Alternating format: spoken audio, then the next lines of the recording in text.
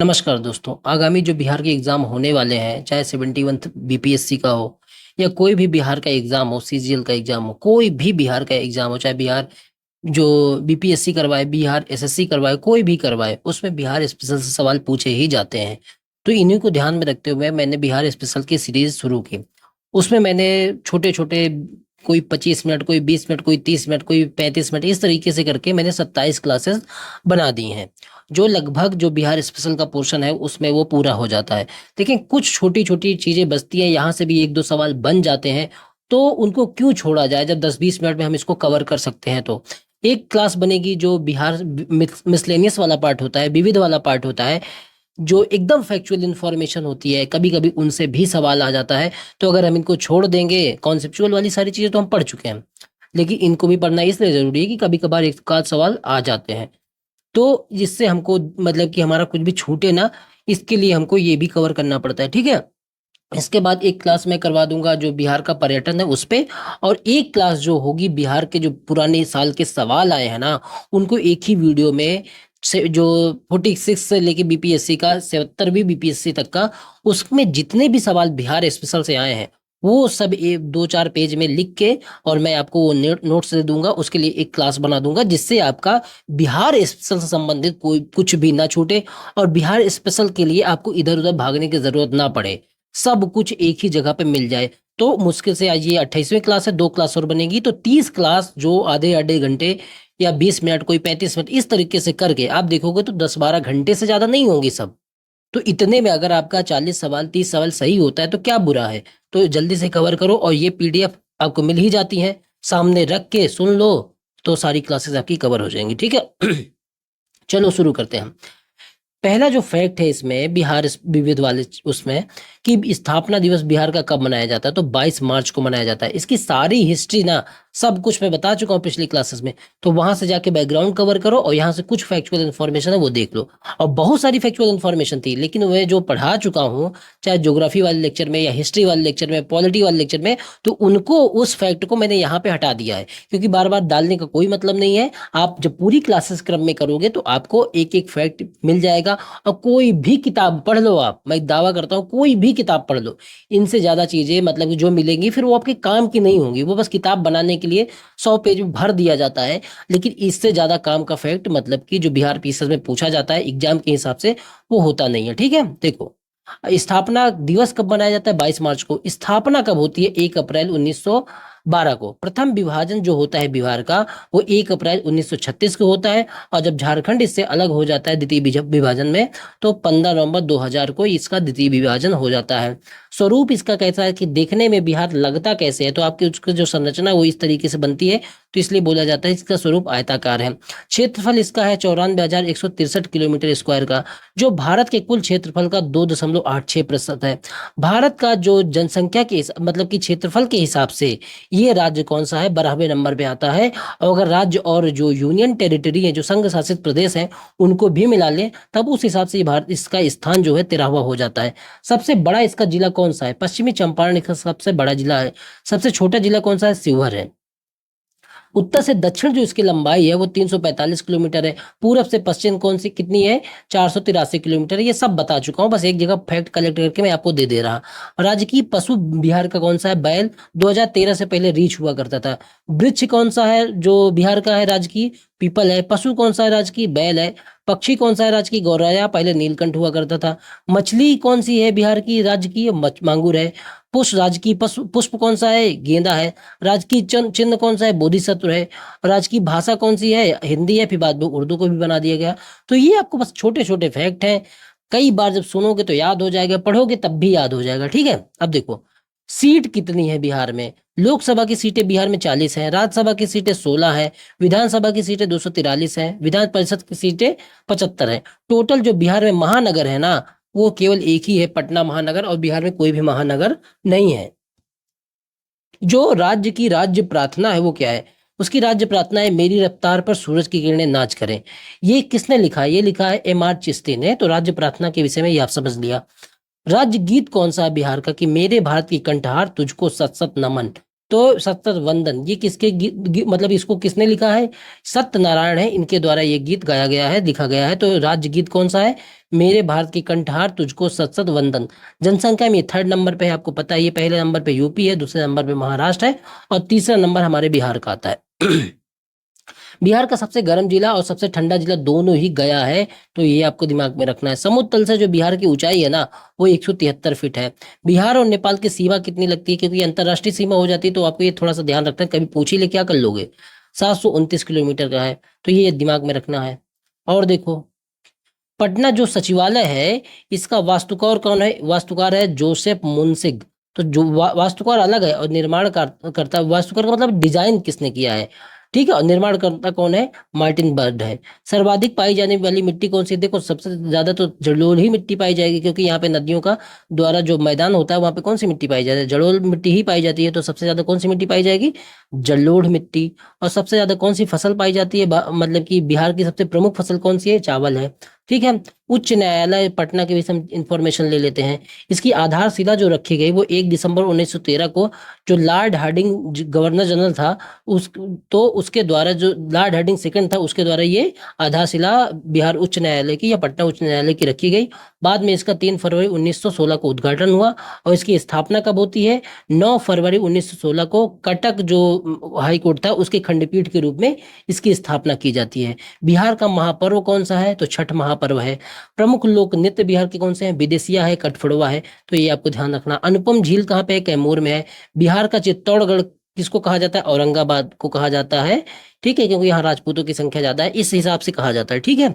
अब इतना आप समझ गए। कुछ बिहार में प्रथम, जो मतलब कि बिहार का प्रथम कौन सा है, वो चीजें कुछ इंपॉर्टेंट है, वो भी देख लो। तब आपका ये जो बिहार का जो मिसलेनियस वाला पार्ट है वो भी कंप्लीट हो जाएगा। अब देखो, मिसलेनियस में बहुत सारी चीजें आ जाती हैं, लेकिन हमको कवर वहीं तक करना है जहां तक हमारा काम हो सके। अब पता चला बिहार में हिस्ट्री में कौन कौन से लोग इंपॉर्टेंट रहे हैं, बिहार के जो मेले हैं कौन कौन से इंपॉर्टेंट रहे हैं, बिहार के जो कल्चर वाला पार्ट कौन कौन से इंपॉर्टेंट रहे हैं। अब इसकी लिस्ट बनाने लगूँ तो अनंत हो जाएगा, आपके काम का भी नहीं रहेगा और इतना बोझ लगेगा ना कि आपको लगेगा ही नहीं कि मेरा बिहार स्पेशल जिंदगी में कभी कंप्लीट हो पाएगा। तो पहले इतना करो। ये किसी भी सिलेबस का, ये बिहार स्पेशल का 90% है, 90 से 95%। उसके बाद करंट वाली चीजें आती हैं, फिर 2-4% की जो चीजें बनती है वो किसी से सवाल नहीं बनता है। रियलिस्टिक हो अपने आप को, मतलब कि उसमें मत रखो। थोड़ा सा एग्जाम को जो पैटर्न है उसको ध्यान में रखोगे तो चीजें अपने आप स्पष्ट हो जाएंगी, ठीक है। अब देखो, हिंदी फिल्म जो है बिहार की पहली कौन सी है? हिंदी फिल्म जो बिहार की पहली है वो है कल हमारा है। भोजपुरी फिल्म कौन सी है? हे गंगा मैया तोरे पियरी चढ़ाइबो, ये इसकी मतलब बिहार की पहली भोजपुरी फिल्म है। मैथिली सिनेमा बिहार कौन सा है? पहला कन्यादान है। महाकवि किसको कहा जाता है बिहार में? विद्यापति को। मुस्लिम आक्रांता पहला कौन सा है? बख्तियार खिलजी है। यूरोपीय यात्री मतलब कि बिहार में कौन सा यात्री है जो पहला, जिसने बिहार की यात्रा की? तो रॉल्फ फिंच है।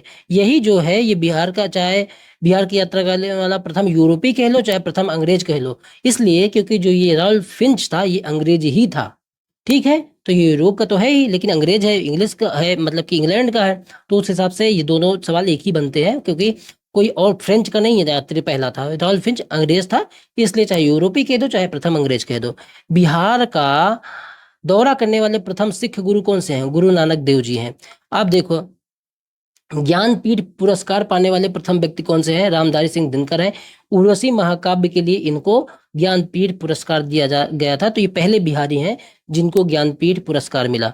बिहार का पहला खुला विद्यालय पूछ ले या बिहार का पहला विश्वविद्यालय पूछ ले, चाहे खुला विश्वविद्यालय पूछ ले पहला, चाहे पहला विश्वविद्यालय पूछ ले, आप बताएंगे कि नालंदा यूनिवर्सिटी ही है, ठीक है, ये बता देना है आपको।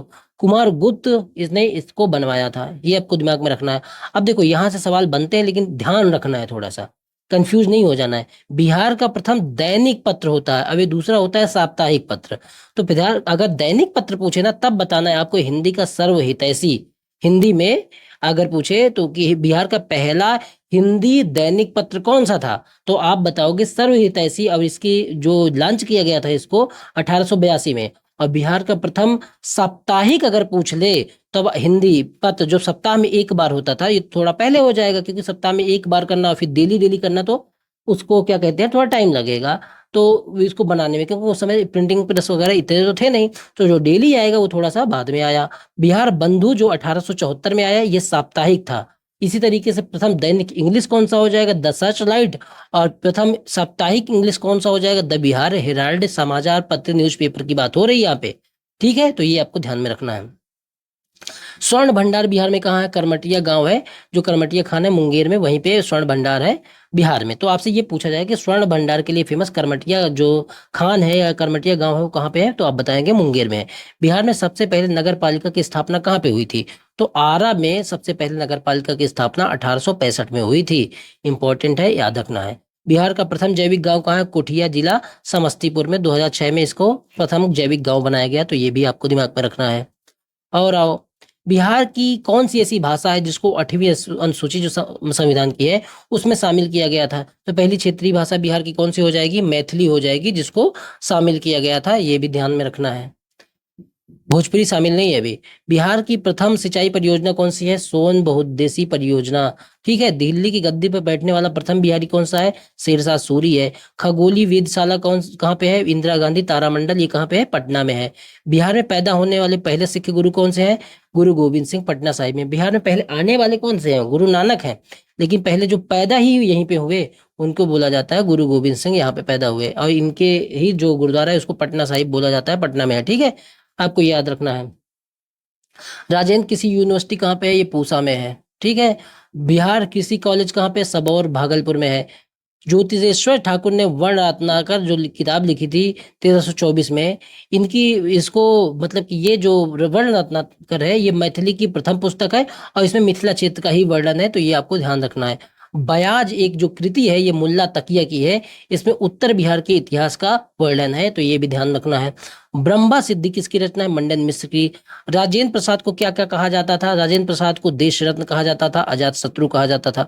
अनुग्रह नारायण सिंह है, इनको बड़े साहब कहा जाता है, बिहार विभूति कहा जाता था। जगजीवन राम, यहाँ पे इंपॉर्टेंट देखना, इनको बाबू जी कहा जाता है, जबकि कुंवर सिंह को बाबू कहा जाता था। तो ये थोड़ा सा मतलब कि थोड़ा सा जी का फर्क है, इसलिए कभी सवाल बन जाए तो दिमाग में रख लेना है। राष्ट्र कवि किसको कहा जाता है, रामधारी सिंह दिनकर जी को कहा जाता था, तो ये आपको ध्यान रखना है। और देखो क्या इन्फॉर्मेशन है, और है कि अंतरराष्ट्रीय क्रिकेट स्टेडियम कहाँ पे है, राज्य खेल अकादमी कहाँ पे है, ग्लास ब्रिज कहाँ पे है, तो ये तीनों चीजें नालंदा में है। अंतरराष्ट्रीय क्रिकेट स्टेडियम हो, राज्य खेल अकादमी हो, ग्लास ब्रिज हो, ये सब कुछ कहाँ पे है, नालंदा में। रबर डैम और बांस उद्यान ये कहाँ पे है, ये गया में है। तो ये दिमाग में रखना, क्योंकि इनसे सवाल बनते हैं। रबर डैम आपसे पूछ लेगा कि कहाँ पे है, तो आपको बताना पड़ेगा कि ये गया में है, ठीक है। अब आओ, करकट जलप्रपात कहाँ पे है, कैमूर में है, ये भी ध्यान रखना है। प्रथम डॉल्फिन रिसर्च सेंटर कहाँ पे है, बापू टावर जो गर्दनी बाग वो कहाँ पे है, गैंडा प्रजनन केंद्र वो कहाँ पे है, जीनोम सीक्वेंसिंग लैब कहाँ पे है, तो ये सारी चीजें पटना में है, दिमाग में रखना है आपको। करकटगल जलप्रपात कैमूर में, प्रथम डॉल्फिन रिसर्च सेंटर पटना में, दूसरा कहाँ होगा, भागलपुर में, ठीक है। बापू टावर कहाँ पे है, गैंडा प्रजनन केंद्र, जीनोम सीक्वेंसिंग लैब, ये सब कहाँ पे है, पटना में। राज्य का प्रथम ऑक्सीजन पार्क कहाँ पे है, गोपालगंज में, ये भी दिमाग में रखना है। दुनिया का सर्वाधिक ऊंचा रामायण मंदिर और सबसे बड़ा शिवलिंग ये कहाँ पे है, ये पूर्वी चंपारण में है, तो ये भी दिमाग में रखने वाली बातें हैं। कभी सवाल बन जाए, कुछ भी पूछ सकता है, कोई भी नहीं जानता, तो मुझे ये फैक्ट जो इंपॉर्टेंट है वो पढ़ाने ही पड़ेंगे, क्योंकि मैं अधूरे में नहीं छोड़ सकता, ठीक है। तो एक पेज के नोट्स होते हैं, जब आप कई बार देखते रहोगे ना तो याद हो जाता है भाई। ये मत सोचो कि क्या क्या पढ़ाने लग रहा है या फैक्चुअल इन्फॉर्मेशन, ये तो किताब में भी दी हुई है। किताब में तो बहुत कुछ दिया है, वो आपसे कभी जिंदगी में याद नहीं होगा। इसको एक क्रम में, एक व्यवस्थित तरीके से जो इंपॉर्टेंट चीजें होती है उनको चिन्हित करना पड़ता है, उनको छांटना पड़ता है, और फिर अपने जो प्रीवियस एग्जाम है उनसे मैच करते हुए कि कहाँ तक बिहार में पूछ सकता है, उसके हिसाब से ये चीजें हमको लिखनी पड़ती है। उसके बाद में पढ़ा रहा आपको, तो ऐसा नहीं है कि बस कोरा फैक्ट उठाया आपको पढ़ा दिया, इससे सवाल बन सकता है, संभावना बनती है, ठीक है। तो उस हिसाब से मैं फैक्ट कलेक्ट करता हूँ और फिर आपको दे देता हूँ। देखो और आगे, राज्य का प्रथम फ्लोटिंग सोलर पावर प्लांट कहाँ पे है, और द्वितीय एम्स ये कहाँ पे है, दरभंगा में है।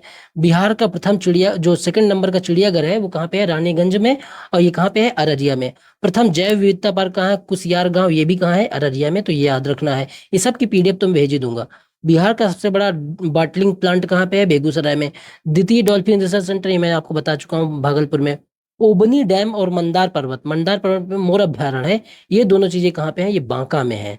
जैविक कृषि ग्राम कहाँ पे है, जमुई में है। तो देखो जो इंपॉर्टेंट फैक्ट हो सकते थे विविध के रूप में, बाकी जब मैं कलेक्ट कर रहा था इन्फॉर्मेशन तो मुझे बहुत सारी चीजें मिली, लेकिन मैंने देखा कि मैं अपनी क्लास में पॉलिटी में हिस्ट्री में, ज्योग्राफी में, इकोनॉमी में सब कुछ कवर करवा चुका हूँ। जनसंख्या वाली चीजें हैं, वो सारा कुछ जो जनजातियां हैं वो सब कुछ मैं कवर करवा चुका हूँ। तो यहाँ बार बार उसी चीज को लिखने का कोई फायदा नहीं है। जब आपका कंप्लीट नोट्स होगा ना, तो आप देखेंगे कि आपका कुछ भी छूटेगा नहीं, इतना तो भरोसा रखो।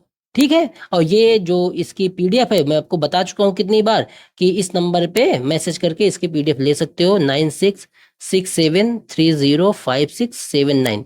इस नंबर पे मैसेज करके, व्हाट्सअप करके इसकी पीडीएफ ले लेना। और इस तरीके, देखो मैं बता दिया हूँ कि इस तरीके का लोगो होगा। जिस Hindi medium UPSC and state pieces करके यूट्यूब पे चैनल है, वहीं पे जाके ये सारी क्लासेस आप देख सकते हो। और बिहार स्पेशल का पूरा पोर्शन है वो आप रिवाइज कर सकते हो। बिहार का जो 2 वीडियो मैंने करंट पे बनाया है, बिहार का बजट मैंने बता दिया आपको, और बिहार का जो इकोनॉमिक सर्वे होता है वो भी मैंने आपको बता दिया है। तो उसकी भी इंफॉर्मेशन कलेक्ट कर लेना, कि देखो छोड़ोगे ना तो घाटा, आपसे 13 तारीख को एग्जाम है, आपको ही होने वाला है। क्योंकि मैं बता रहा कि इससे सवाल पूछे जाते हैं। जो मैंने हिस्ट्री बताई, सिर्फ उसको बिहार की हिस्ट्री मत समझो, वो इंडिया की भी हिस्ट्री है। जो एंशियंट बिहार है, वो इंडिया में भी वही चीजें पढ़ी जाती है। तो आपको वो दिमाग में रखना। और उतना डिटेल में मैंने बताया है ना, कि आप इंडिया की हिस्ट्री में जब जाओगे तो आपको कुछ अलग नहीं मिलेगा, एक भी फैक्ट अलग नहीं मिलने वाले। क्योंकि मैंने सारी चीजें कलेक्ट करके बिहार के जो प्रीवियस ईयर के एग्जाम होते हैं उनको ध्यान में रख के चीजें कलेक्ट की हैं। अब जो मेरा अगला टारगेट है, एक क्लास जो बची है वो पर्यटन पे वो बना दूंगा। और बिहार का जो प्रीवियस ईयर का सवाल है, प्रीवियस ईयर के जो बिहार स्पेशल से, चाहे हिस्ट्री का हो, ज्योग्राफी का हो, इकोनॉमी का हो, चाहे जिसका हो, वो मैं कलेक्ट करके आपको दे देता हूँ। उसकी भी एक क्लास बना दूंगा ऐसे जल्दी से रिवीजन के फॉर्म में। तब आपका बिहार स्पेशल पूरी तरीके से कंप्लीट हो जाएगा। 30 क्लास पूरी बनी है, और ये 20 मिनट, 25 मिनट, 15 मिनट इस तरह से करके कुल मिला के 12 से 13 घंटे में आपका सब कंप्लीट हो जाएगा। इससे अच्छा सौदा क्या हो सकता है कि 12 से 13 घंटे में आपका पूरा का पूरा बिहार स्पेशल, जहां सब लोग लैग करते हैं, वो चीजें आपकी पूरी हो जाती हैं। तो इतना टाइम लगाओ और उसको बार बार 2-4 बार रिवीजन करो, आपका 30 से 40 क्वेश्चन जो है फिक्स हो जाता है। और यही चीजें जो बाहर के स्टूडेंट होते हैं उनको थोड़ा सा इसमें घाटा होता है, कि वो बिहार स्पेशल छोड़ देते हैं। और यहीं पे आपको बढ़त बना लेनी है, तभी एग्जाम पास कर पाओगे। इस एग्जाम पास करने की बहुत सारी रणनीतियां होती हैं, ऐसे ही एग्जाम नहीं पास कर लिया जाता तुक्के में। ठीक है, तुक्के में किसी का निकल सकता है लोग, लेकिन जो एक सीरियस स्टूडेंट होता है ना, उसको पूरी की पूरी चीजें, अपनी तैयारी को एक स्ट्रेटेजिक फॉर्म में रखना पड़ता है, तभी जाके निकलता है। तो ये देखो, अब मैं बता दूं थोड़ा सा कि देखो, ये जो बिहार स्पेशल है ना, ये तो आपका कंप्लीट हो गया। इसको तो तैयार करके ही जाना है। बिहार का जो करंट बता रहा है वो करना है। और जो करंट होता है ना, न्यूज, इंटरनेशनल, नेशनल, ये सारी जो करंट अफेयर की चीजें होती हैं, घटना चक्र बुक ले लो, घटना सार बुक ले लो। ये देखो, एडिटोरियल मुझे बुक इसलिए नहीं अच्छी लगती, भले उसमें सारा कुछ दिया तो है, लेकिन वो इतनी फैक्चुअल है ना कि आदमी का सर पक जाता है याद करते करते। तो कुछ ऐसी बुक हो जो कॉन्सेप्ट बताते हुए याद करवाएं। ठीक है, क्योंकि फाइनली तो दिमाग में बसे चीजें ना, इससे मतलब है ना। नहीं तो एक जगह पे इतनी सारी इंफॉर्मेशन दे दूं कि दिमाग में बसे ही ना, तो उसका कोई मतलब नहीं रह जाता। तो उस तरीके से याद करो। और जब ये देखो बिहार स्पेशल हो जाएगा, इसके बाद हिस्ट्री हो जाएगी, जो नॉर्मल हिस्ट्री होती है वो पोर्शन, करंट अफेयर और साइंस वाला पोर्शन। इतना अगर पूरी परफेक्ट तरीके से करते हो तो पॉलिटी और ज्योग्राफी बहुत आसान आसान पूछता है, उससे फिर बिहार का पीटे निकल जाएगा। बाकी मेंस की क्लास तो मैं करवाऊंगा ही हर एक पॉइंट पे, क्योंकि जब मेंस आएगा तो वो चीजें करवानी पड़ेगी। और बिहार का जो साइंस वाला पोर्शन है, जो साइंस का बहुत इंपॉर्टेंस है, तो सब चीज की क्लास मैं इस चैनल पे करवाने वाला हूँ। इसी तरीके से जो शॉर्ट नोट्स के माध्यम से, शॉर्ट नोट्स का मतलब शॉर्ट नहीं होता, मैं 50 बार बता चुका हूँ। इसका मतलब ये है कि जल्दी जल्दी फैक्चुअल इन्फॉर्मेशन जो एग्जाम ओरिएंटेशन के हिसाब से है वो देना, और बाकी की कहानी छोड़ देना। कहानी मैं आपको सुना जरूर देता हूँ, लेकिन जैसे साइंस है तो उसमें मुझे समझाना पड़ेगा, उसमें तो डिटेल थोड़ा समझाना पड़ेगा, तभी आपके दिमाग में चीजें बसेंगी। और जल्दी से होगा, इसने ऐसा नहीं कि मैं 3-4 महीने साइंस में लगा रहा, नहीं। जैसे ये 15 घंटे में पूरा हो गया, 12 घंटे में पूरा हो गया, तो हो सकता है वो 30 घंटे में पूरा हो जाए। ठीक है, तो इस तरीके से आप करोगे, फिर आपके सवाल नहीं छूटते, एक कॉन्फिडेंस आ जाता है कि मेरी सारी चीजें कंप्लीट हो चुकी हैं। तब आप एग्जाम देने जाओ, चाहे पीटी का हो, मेंस का हो। मेंस की चीजें ऐसे मैंने डिजाइन करके रखी है ना, कि आपको चाहे हिस्ट्री वाला पोर्शन हो, पॉलिटी वाला, इकोनॉमी वाला, कोई सा भी पोर्शन हो, बिहार का मेंस बहुत ही आसान लगने वाला है। क्योंकि मैं चाहे यूपी पीसीएस का मेंस हो, यूपीएससी का मेंस, सब दे चुका हूं, तो मुझे इतना आइडिया है। ठीक है, चलो मिलते हैं अगले वीडियो में। धन्यवाद।